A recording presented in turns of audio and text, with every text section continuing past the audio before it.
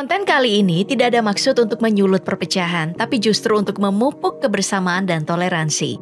Aku hanya ingin menjelaskan dalam hal ibadah di mana setiap agama kita tahu punya cara untuk mengajak umatnya senantiasa menghendaki terjalinnya hubungan dengan Tuhan.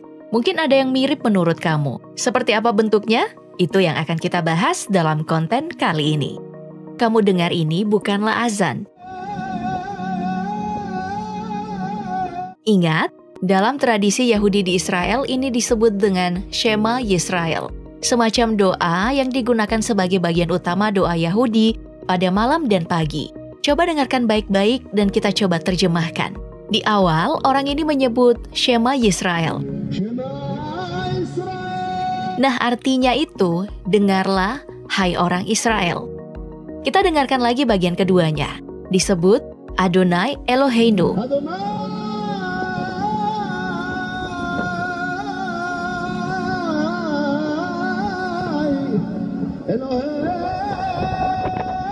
Yang artinya, Adonai itu sebagai pengganti Tuhan. Di Yahudi, tetragrammaton atau Tuhan tidak diucapkan karena dinilai terlalu suci. Biasanya diganti dengan kata lain. Sementara Eloheinu itu berarti Tuhan kita. Jadi maksudnya, Adonai Eloheinu itu adalah Adonai atau Lord atau Yahweh atau Allah adalah Tuhan kita. Bagian ketiganya menyebutkan Adonai Ehad.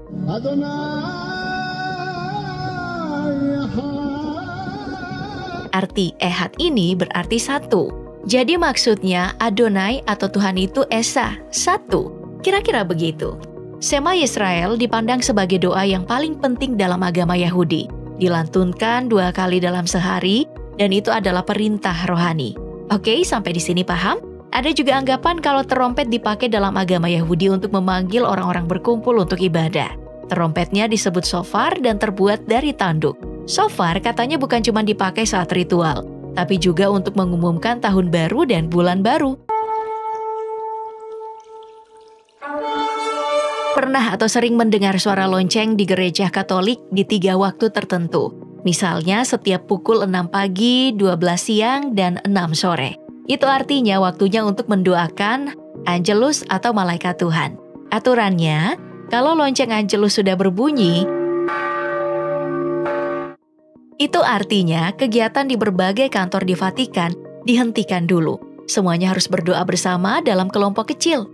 Tradisi membunyikan lonceng seperti ini sudah ada sejak lama dari tradisi monastik. Muncul berdasarkan praktik umat Yahudi yang ditemukan dalam Perjanjian Lama.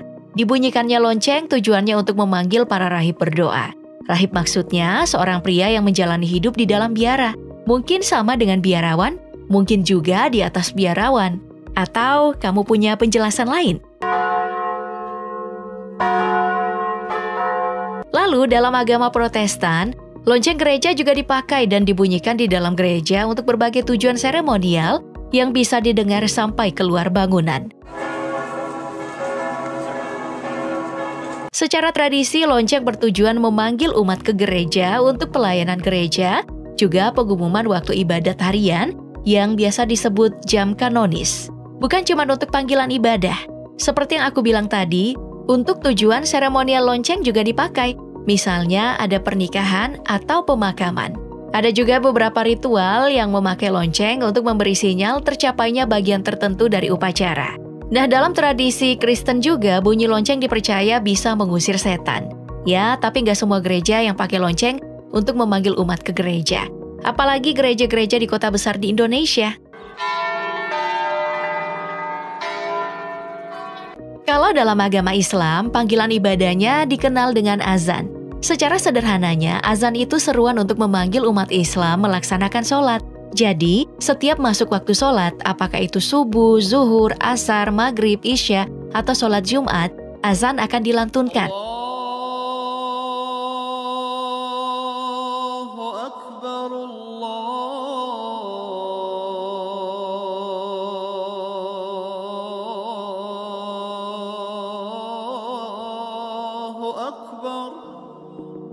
Nah, kalau sudah masuk iqomah, itu artinya tanda sudah siap-siap untuk sholat.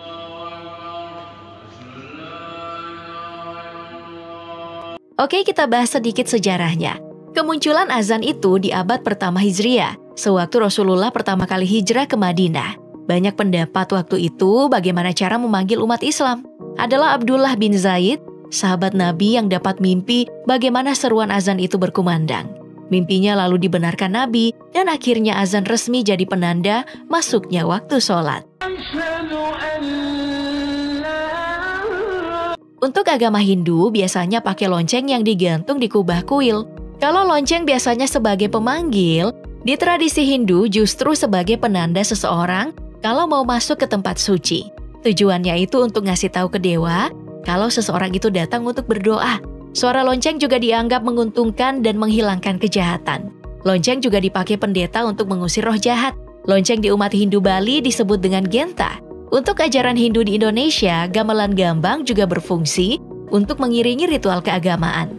Artinya, jika gamelan sudah dibunyikan, prosesi atau ritual upacara sudah dimulai. Kenapa gamelan dipakai?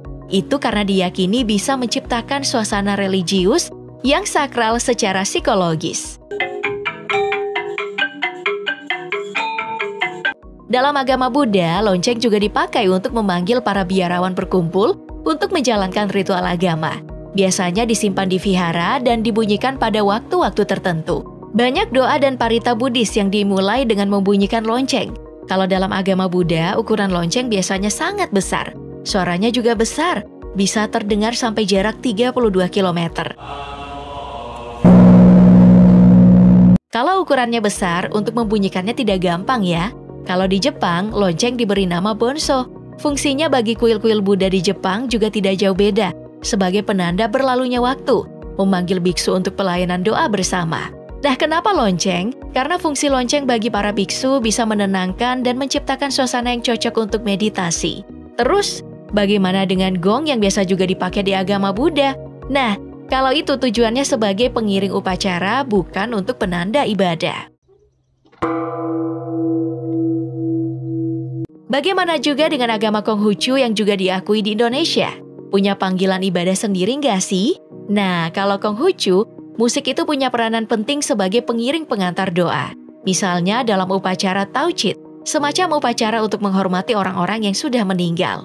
Musik di sini bakal mengikuti irama tarian dari saikong atau pemimpin doa. Jadi, musik dipakai sebagai penanda ritual keagamaan yang bakal dibawakan saikong. Alat musik yang dipakai ya tentunya yang berasal dari Cina. Biasanya pakai alat gong dan simbal. Musik juga katanya bisa mengusir roh jahat dan juga membawa keberuntungan bagi orang, mau dia masih hidup atau yang sudah meninggal. Oke, pernah dengar agama Sikh? Belum? Ini adalah salah satu agama yang punya pengikut yang banyak, sekitar 25 juta orang di dunia. Ajaran Sikh juga memakai musik saat melakukan ritual peribadatan dan pemujaan. Sedikit menjelaskan tentang ajaran Sikh. Pengikut Sikh sebenarnya gampang dikenali. Kalau dia sudah pakai tutup kepala, punya jenggot dan jambang, juga ada nama Singh di belakang namanya. Nah, itu jelas penganut agama Sikh. Banyak klaim kalau agama Sikh ini gabungan antara ajaran agama Islam dan agama Hindu. Tapi perlu diingat, ajaran Sikh tidak keduanya.